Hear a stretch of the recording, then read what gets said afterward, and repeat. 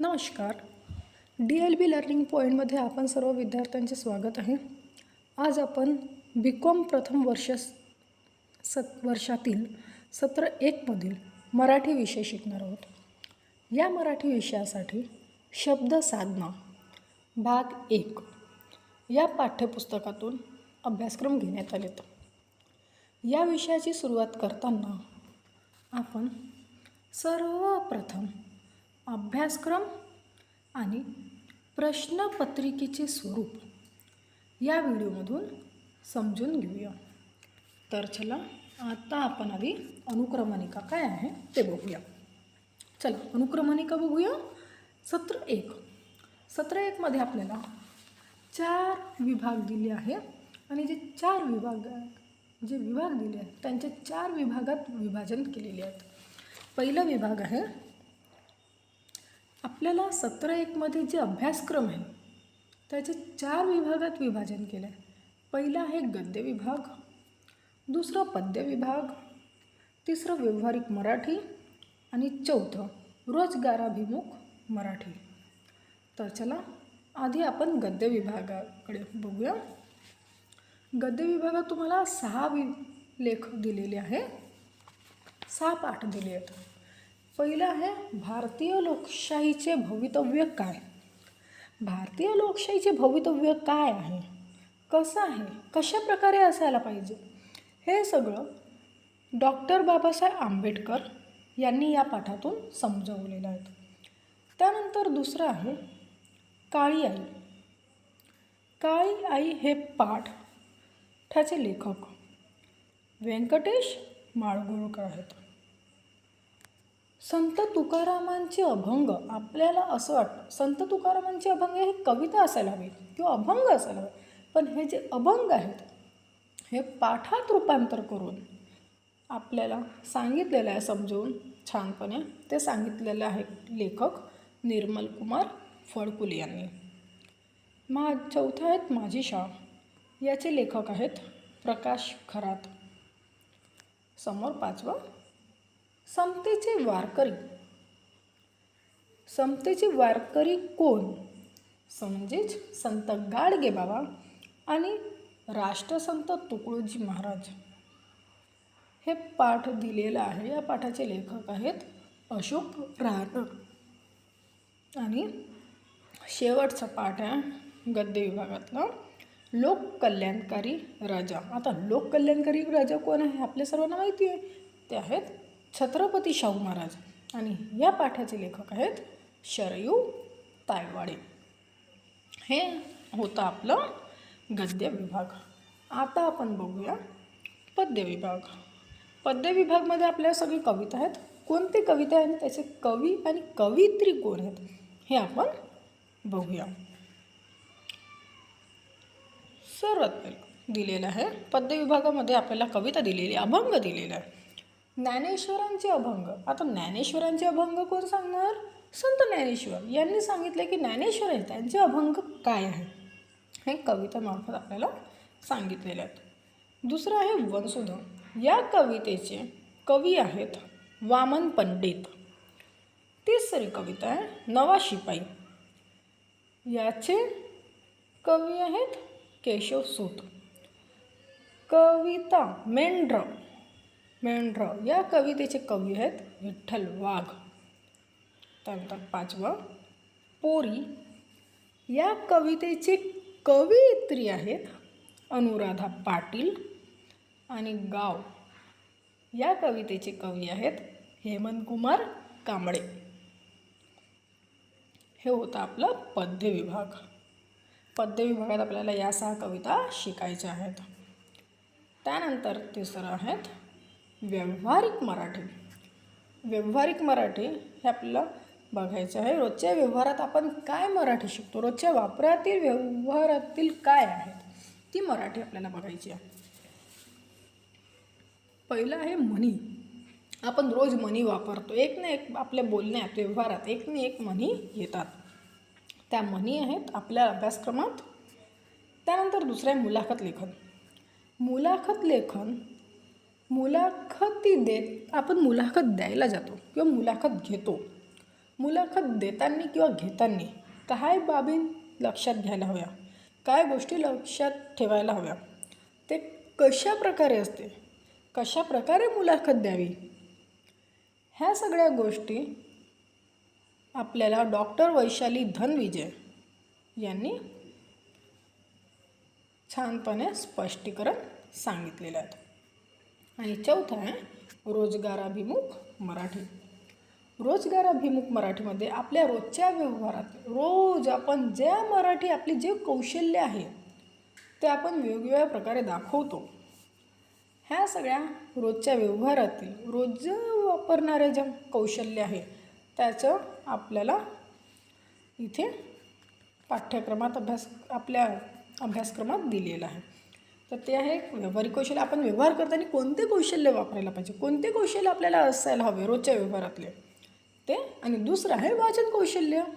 वाचन कौशल्य म्हणजे बातमी वाचन कसं करायचं, कथा वाचन कशी करायची, यात काय फरक आहे ते आपल्याला इथे सांगितले.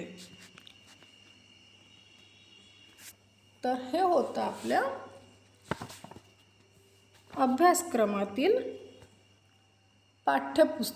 आपल्या अभ्यासक्रमातील अनुक्रमणिका. म्हणजे आपल्याला किती विषयाचा अभ्यासक्रम, आपल्याला मराठी विषयाचा अभ्यासक्रम कोणत्या प्रकारे आहे ते आपण बघितले आहे. तर चला आता आपण बघूया प्रश्नपत्रिकेचे स्वरूप. आता आपल्याला मराठी विषयाची प्रश्नपत्रिका कशी येते ते आपण बघू आणि त्यावर सगळं मी स्पष्टीकरण तुम्हाला सांगते. ही बघा, ही आहे आपली प्रश्नपत्रिकेचं स्वरूप. याच प्रकारे याच आधारे तुम्हाला मराठीची प्रश्नपत्रिका येणार जी तुम्हाला विद्यापीठात सोडवावी लागेल.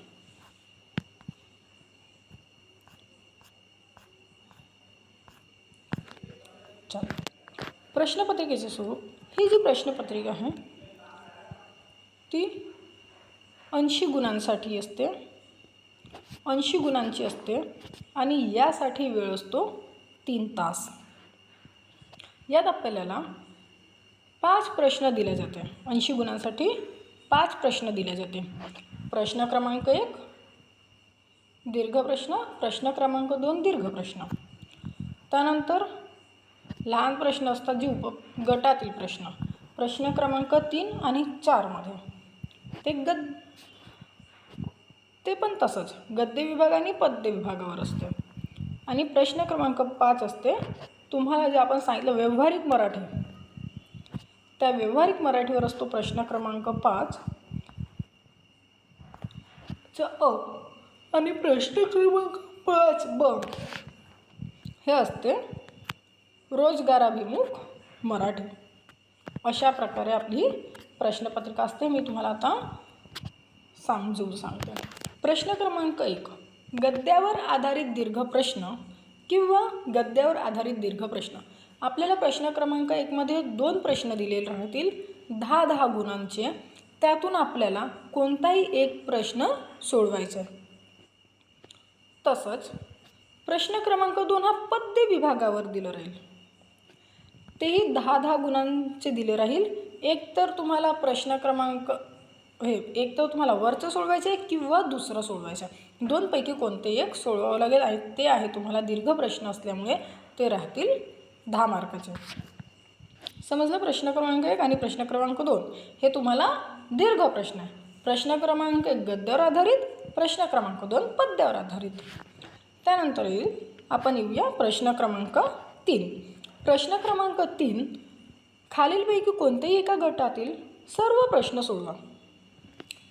तुम्हाला इथे 2 गट दिलेले आहेत, अ गट आणि ब गट. अ गटातही तुम्हाला 4 प्रश्न दिले आहेत, गद्यावर आधारित 4 प्रश्न, किंवा ब गटातही तुम्हाला 4 प्रश्न दिले आहेत, उपप्रश्न. आता तुम्हाला काय करायचं आहे, एक तर तुम्हाला अ गट पूर्णमधील 4ही प्रश्न सोडवावी लागेल किंवा ब गटातील 4ही प्रश्न सोडवावी लागेल आणि हे राहतील गद्यावर आधारित. आणि हे येतील 4 प्रश्न. प्रश्न क्रमांक 3 हा 16 मार्कासाठी येतो, म्हणजे एका उपप्रश्न हा 4 गुणांचा राहील. तसंच प्रश्न क्रमांक 4, खालीलपैकी कोणत्याही एका गटातील सर्व प्रश्न सोडवा. अ गट किंवा ब गट. अ गट पद्यावर आधारित 4 प्रश्न आहे, ब गट पद्यावर आधारित 4 प्रश्न. हाही 16 गुणांचा प्रश्न आहे एक. म्हणजे यात तुम्हाला 4 प्रश्न येतील उपप्रश्न, तर प्रत्येक उपप्रश्न हा 4 गुणांचा राहतील. तर तुम्हाला एकतर अ गट सोडवायचे किंवा ब गट सोडवायचा, 2 मधून कोणताही एक सोडवायचा. नंतर आहे प्रश्न क्रमांक 5 मध्ये 2 दिलेले उपप्रश्न, एक अ आणि दुसरा ब. आता अ मध्ये तुम्हाला 3 प्रश्न येतील, व्यावहारिक मराठी, व्यावहारिक मराठी, व्यावहारिक मराठी,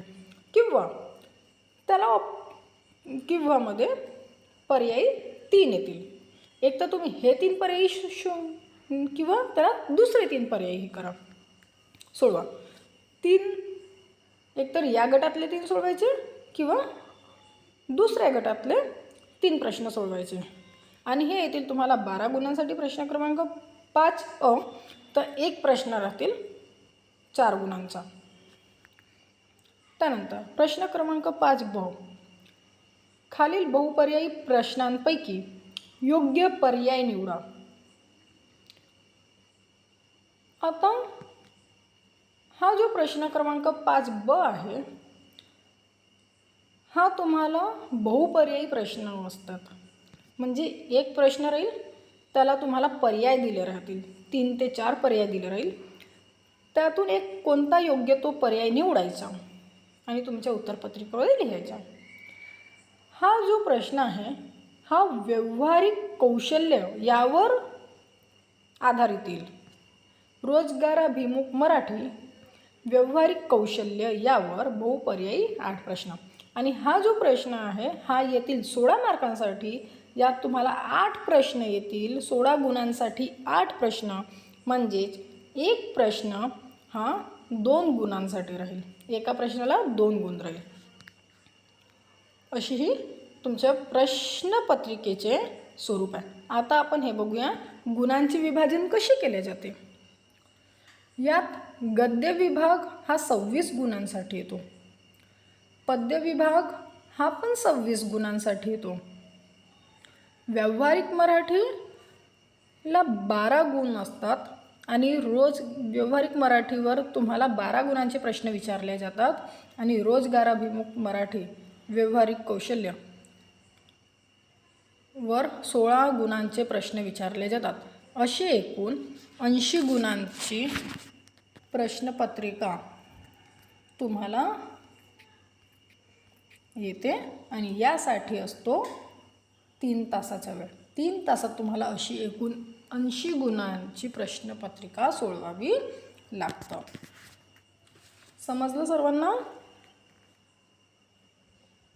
जर तुम्हाला व्हिडिओ आवडला असेल तर लाईक, सबस्क्राईब आणि शेअर करा आणि कमेंट करून आम्हाला नक्की सांगा, जेणेकरून तुम्हाला तुमच्या कमेंटवर आम्ही नवीन नवीन व्हिडिओ बनवू, तुम्हाला पाहिजे असलेले आम्ही व्हिडिओ बनवू आणि ते अपलोड करून सर्वात आधी तुम्हाला बघता येईल.